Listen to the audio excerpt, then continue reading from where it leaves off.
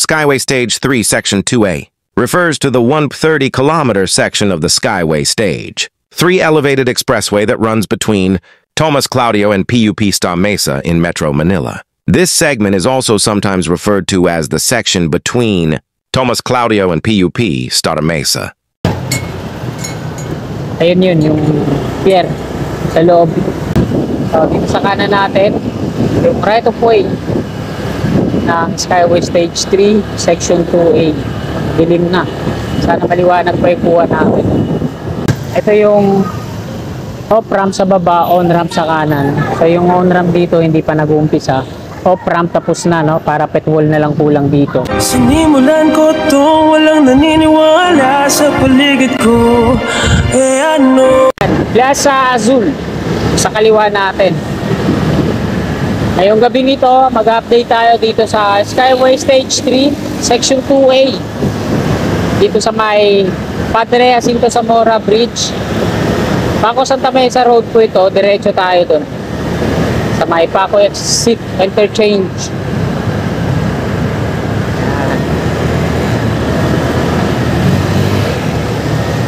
So itong flyover na dinadaanan natin mga kasikap ay madidemolish po ito, no?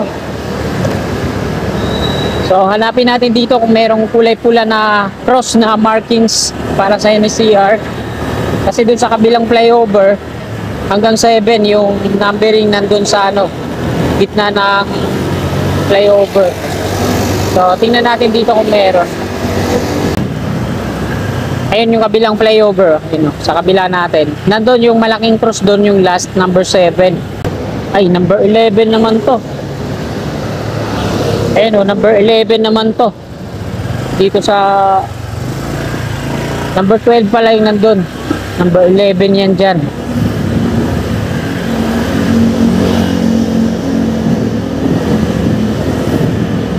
Wala na to dito, nandun lang yung mga markings sa kabilang flyover.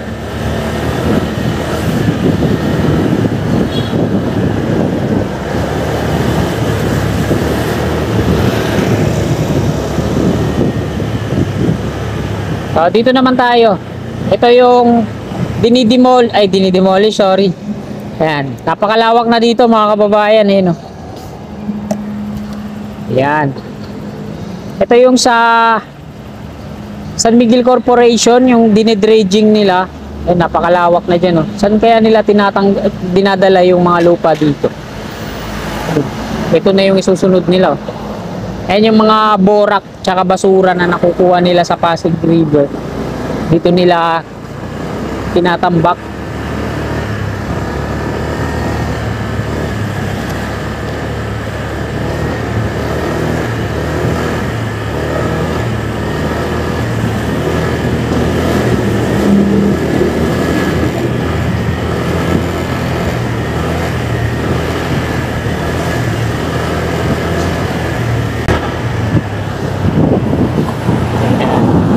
Tomas Claudio na po tayo. Ito po yung Skyway Stage 3 dito sa kanan natin, sa looban. Ayan, nag-uuwian na yung mga workers, oh. Ang dumduma. PNR Station Beata dito sa kaliwa natin.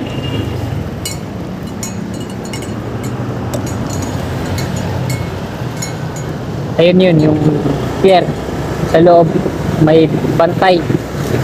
May gwardiya, may dalang shotgun, baka parilin tayo bigla pag pumasok tayo.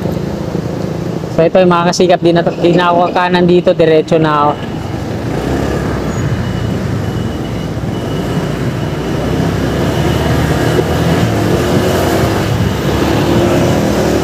May mga workers na ang dumduma. So dito sa kanan natin, yung right of way ng Skyway Stage 3, Section 2A. Dilim na. Sana maliwanag pa yung kuha natin. So nandito na yung demolition nila sa bahay na to sa kanan. So, medyo mabagal kasi isang excavator lang yung ginagamit dito.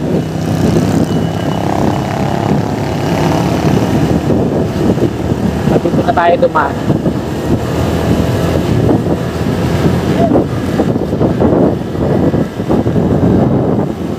na tayo sisilip sa loob. Kasama yan yung kulay orange na bahay na yan. Tapos yan yung malalaki na yan. Magkakasunod.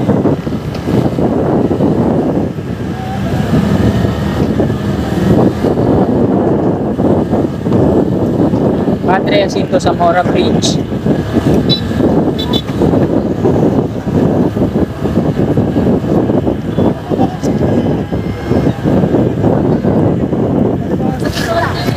Kanan mo, ingatan mo. So, ito yung warehouse sa kanan ng natapyasan. May heavy equipment dito. Yan, lifting para sa generator.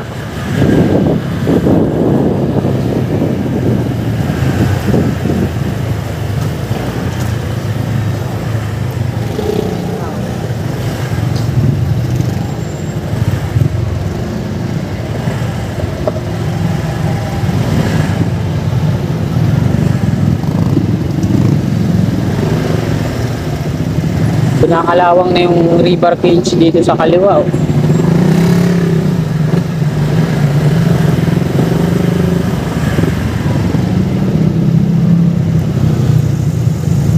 So, hindi siya diretso yung pier. Follow mo sa lisil. Yung iba naman na to diretso. Yung nandito lang sa unahan sa likod natin. So ayan yung shoulder sa kanan na parang pag nandito tayo sa baba parang tatama siya dun sa bubong ng Buddhist Chuchi.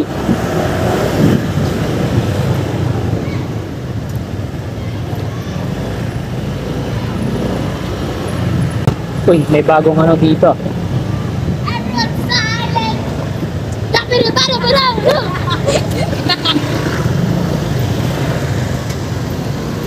Yan.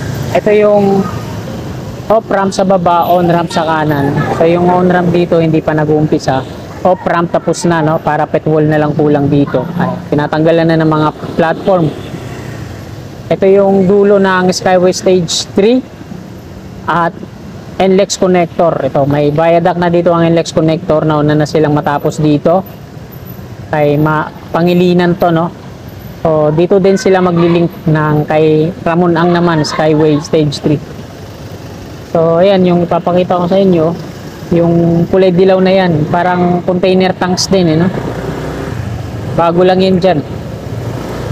Yan. Ang NLEX connector, kay ano po ito, kay Pangilinan. Yan. Hanggang dito yung kay Pangilinan mula sa C3 Caloocan. Yung ginagawang on-ramp off-ramp dito, kay Ramon Ang pa to. Skyway Stage 3. Bali, tingnan natin kung magkakaroon dito na ay entry lang yata yung gagawin dito para sa NLEX connector. Ang on-ramp niya nandun sa may Teresa. Tinatanggalan na ng mga scaffolding to dito. Ayan, makinis na. Cast in situ ang ginawang construction dito sa off-ramp. Kasama yung slab, yung viaduct sa Fairhead. Isang nung nagre-rebar sila, magkasama na yung sa slab tsaka ano. Sana maliwanag pa kuha natin.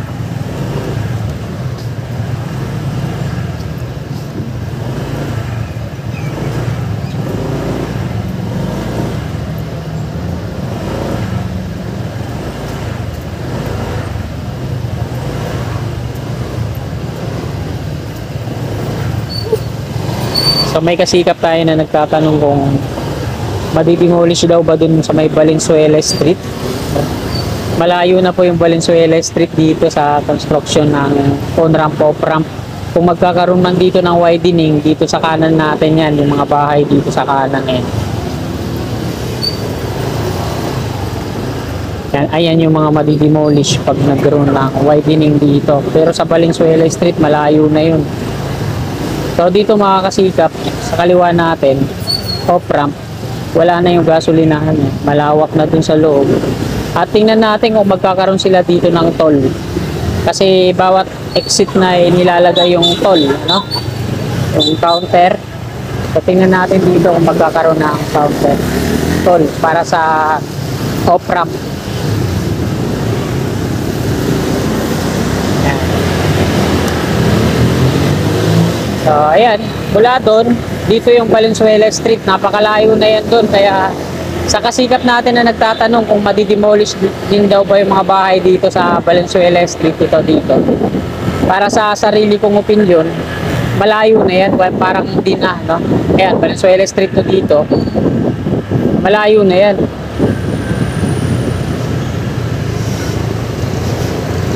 Magkaroon ng demolition dito para sa whitening.